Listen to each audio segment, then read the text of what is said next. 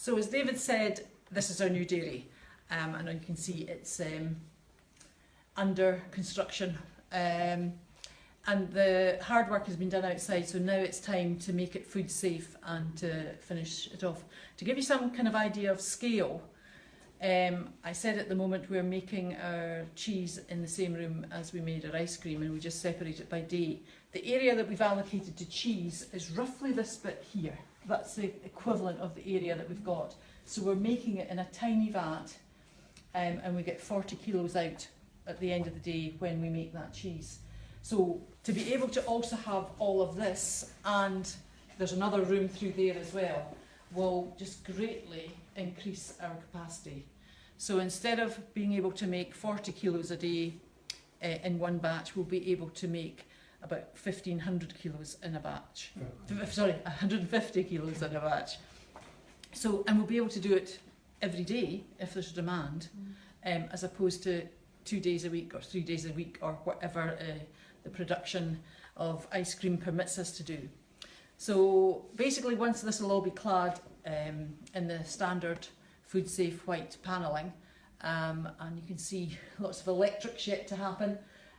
Milk will come in here, and there'll be a vat here, the big vat here, and then there'll be draining tables here, and areas to work in just to get the curd into the moulds, and then a big press at that side as well to press the cheese into hard cheese.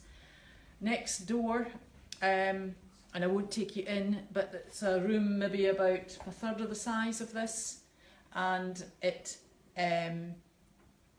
I call this our day one room, and the one next door is our week one room. So in your first week of cheese, you're salting it, you're bandaging it, you're turning it daily, and all sorts. So there's a lot of attention goes into your cheese in that first week. So we want that to be near at hand. So it's just immediately next door from us. So the next bit we're going to show you is the cheese store.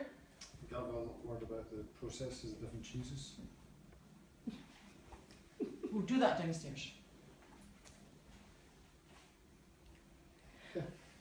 Well, the cheeses are. I had imagined that the cheeses would all come with their own little sachet, and you would have a sachet, and this would give you Gouda, and another sachet, and that would give you Blue.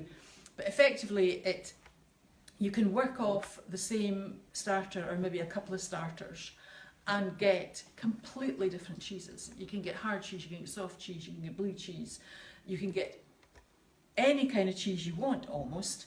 But it's all to do with time, temperature, how you cut the cheese, how big the lumps of curd are when you first cut it, how small they are, and maybe counterintuitively, the smaller the cut. So the smaller the cheese, the curd that you cut it into, the harder the cheese. So there's all sorts of little things like that that make a massive difference to your cheese. And it's so easy to get it wrong because you just need one little bit to change and you've got a different cheese. So getting consistency can be quite difficult. In fact, we started off with a strap line that we guaranteed in consistency. We're getting a little bit better now. 6 years down the road, a little bit better. Thank you.